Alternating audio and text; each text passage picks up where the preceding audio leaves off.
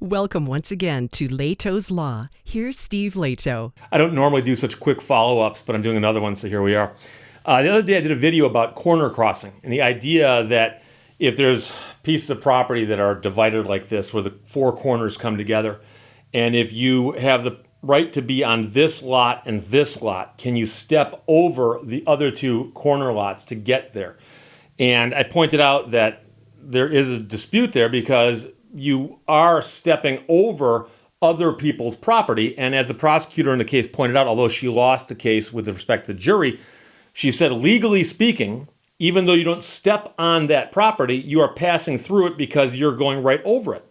And I had several hundred people probably comment and say, Steve, you don't own the airspace over your property. Obviously you don't, because planes fly over it, drones fly over it. But the interesting thing is you must own something other than the dirt, because that means if you believe that you don't own the airspace over your property, you can buy a piece of land. I can buy my land here and my land here, and I can build a bridge that completely covers your property because you don't own the airspace 1 inch up. And I said that to several people, and I had a couple of guys come back and go, well, obviously you own something, but you just don't. Okay, that's the point. The question is, how far up do you own? And the weird part is that people just jump straight to airplanes. Airplanes fly over, so therefore you don't have any right to anything above your property. You must own something, right? So here's the thing. Believe it or not, at common law, the most basic concept of land ownership is that if you own a piece of property, let's suppose we have it delineated on the surface of the earth, the dirt, and it's ground and it's a square, okay? You own everything above that and everything below it as a starting point. Now, obviously, you might not own the mineral rights. There might be issues that keep you from tunneling down beneath your property. And likewise, there are limits at the upper end of the property, okay? But you do own more than just the surface. I had one guy say, well, once you build something on it, then you own to the roof. Okay, I'm going to come buy the properties next to yours and build a thing that goes right 1 inch off your roof, but covers your entire property. I can do that because I own the property next door. And you don't own the stuff over yours. Now, if you want to, you can probably build something that goes around like. So let's talk about the law, shall we? I am an attorney after all. Here we are 3 minutes in and I'm all fired up. So it all starts with a Latin phrase, which I'm going to butcher because I don't speak Latin. Cuius est solum, eius est usque, ad colum et ad inferos, which translates into roughly, whoever owns the soil holds title all the way up to heaven, down to the depths of hell. That is the original concept of property and land ownership. I'm talking about real estate property, okay? Within the legal world, this maxim is described as the traditional starting point of property law, dating back to the 13th century. Okay, that goes back a while. I don't remember anything before the 14th. Okay, so you might say, but Steve, how does that translate in legal cases over the years?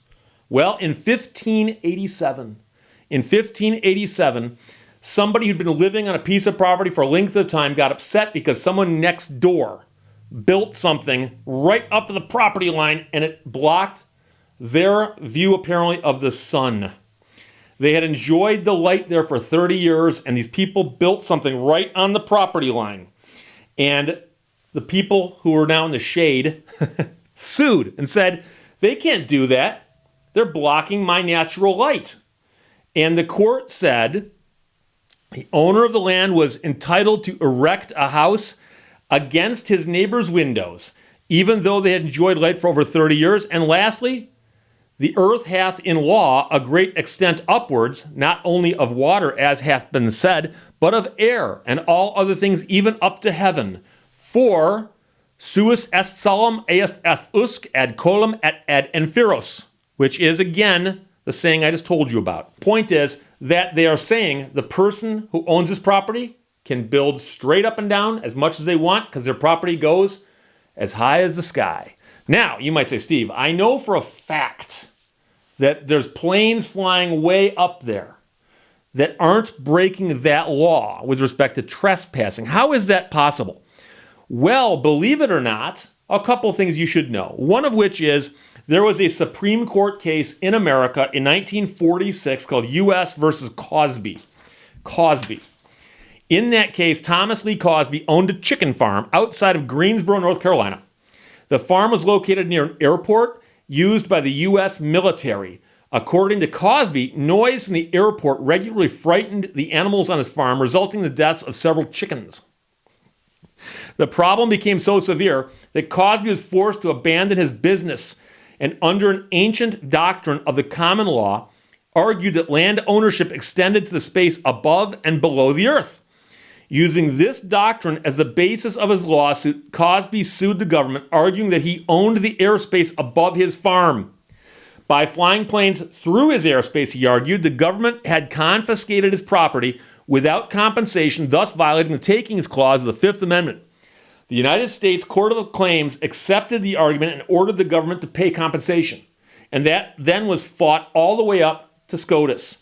Question, and this is the question as framed by the Supreme Court. Did the flying of planes by the U.S. military over Cosby's farm constitute a violation of the takings clause of the Fifth Amendment? Answer, yes. To an extent. In a 5-2 opinion authored by Justice William O. Douglas, the court concluded that the ancient common law doctrine has no place in the modern world, but there is an issue here because the court couldn't accept a doctrine about all the way to hell, all the way to heaven, because a transcontinental flight would subject the operator to countless trespass suits. Common sense revolts at the idea. However, while the court rejected the unlimited reach above and below the earth described in the common law doctrine, it also ruled that if the landowner is to have full enjoyment of the land, he must have exclusive control of the immediate reaches of the enveloping atmosphere. So for those of you who said, obviously you don't control the airspace over your land, you own it according to the Supreme Court. And I don't know about you, but if they say it's the law, it's the law. Without defining a specific limit, however, the court stated that flights over the land could be considered a violation of the takings clause if they led to a direct and immediate interference with the enjoyment and use of the land. Given the damage caused by the particularly low flight, the frequent flights, and so on, the court determined that the government had violated the man's rights. He was entitled to compensation. So they wrote that we agree that in those circumstances there would be a taking. There would be only an easement of flight which was taken. And that easement, if permanent and not merely temporary, normally would be the equivalent of a fee, interest, and so on. And so I had several people ask me, they said, Steve, well, what do you think it is and when the airplanes fly overhead? Well, they're not saying that they own your land. They're saying they have the right to fly over your land. And easements, as you may know, means that someone has permission to come onto your property or cross your property. And the easements can be limited in their use to time and place and a whole bunch of other stuff, okay? And so, in essence, the federal government has said airplanes, commercial airplanes, have got to fly at certain altitudes. And if an airplane flies over your property, as long as it's doing it high enough, it's the equivalent of an easement. You still own it. And that's one of the other things that some people don't seem to understand, is that you can own a piece of property, and someone can have an easement to cross the piece of property. They don't own your property. You do. The fact that they have an easement gives them a limited ability to do something on your property, often limited to a small corner or a space or a trail or something, right? I have owned several homes in my life where if I looked at the actual plat map, my property went to the middle of the road in front of my house. And somewhere in time immemorial, long before I owned the house, when they came in and put in the roads, they actually said, we're putting a road through here. And people said, fine. And they put the road through there. And so right now, there's a road in front of my house, and my property actually goes up to the center of the road. Can I keep people off that piece of property of mine? No. They can drive over it all they want. Could someone build a house on it? No. It's my property. It's my property. Granted, there's a pretty intrusive easement because people can drive back and forth on the road, but they don't own it. The city or township maintains it, but it's simply an easement over property that I own. So getting back to the piece of land that you own, if you own that property, let's assume you've got the mineral rights. You own straight down and you own straight up, except that airplanes are allowed to fly through it in the equivalent of an easement because the Supreme Court has said they can, and the federal government has regulated that, the FAA and all that stuff. Now, some people say, Steve, what about drones? Again, I suspect the exact same argument would be made that if the FAA regulates, says drones can be flown at a certain height, they can fly through, right? But that doesn't grant them ownership rights. The government doesn't own the airspace. You own it. Whether someone can pass through it is a different thing altogether. That would be an easement. So I know this isn't going to settle anything, and I guarantee you there are going to be people who are going to be commenting. I am 12 minutes into the video right now. Within a minute of this video going up, people are going to say, Steve, airplanes. What about airplanes? So please don't post that as a comment just because you think it's funny. If you actually watch the video and understand what I'm saying, thank you. If you don't understand what I'm saying, I'm sorry, I did my best. But my point is that yes, there are laws that say that you own the airspace above the property and the ground below it, of course, with limitations on things like mineral rights. I should also point out to you that people said, Steve, has anybody ever been arrested for trespassing by flying over property? Yes, they have. A story from the Associated Press from a couple of years ago. New Jersey photographer working for National Geographic arrested after taking pictures from paraglider. Garden City, Kansas. Finney County authorities say a freelance photographer working for National Geographic was arrested and briefly detained after he shot pictures of a feedlot near Garden City while on a paraglider. The man's from Glen Ridge, New Jersey, and his paraglider instructor was with him.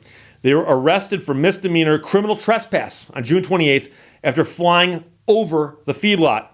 Hutchinson News reports they were held briefly at the county jail before each paid a bond and were released. National Geographic spokesperson says the organization doesn't believe they broke the law. Point is, someone has been arrested for trespass. So for all the people out there who say this has never happened, well, I got you the one example. That disproves everything, doesn't it? I'm only laughing because that's how the comments work on the internet. People can find one example and go, there you go, there you go. Can't say it never happened. It happened. But the bigger point is that at common law, again, there's a square on the ground, the dotted line of your property. You own up to the heavens. You own down to the depths of hell. And with the fact that there's people flying through your airspace, as long as they're following federal law, it's the equivalent of an easement. If they're violating federal law, you might have a claim, because this other guy did. Like I told you, U.S. versus Cosby, 1946. So there you go. Questions or comments? I hate to even ask for those. Put them below, otherwise I'll talk to you later. Bye-bye. Thank you for watching Lehto's Law.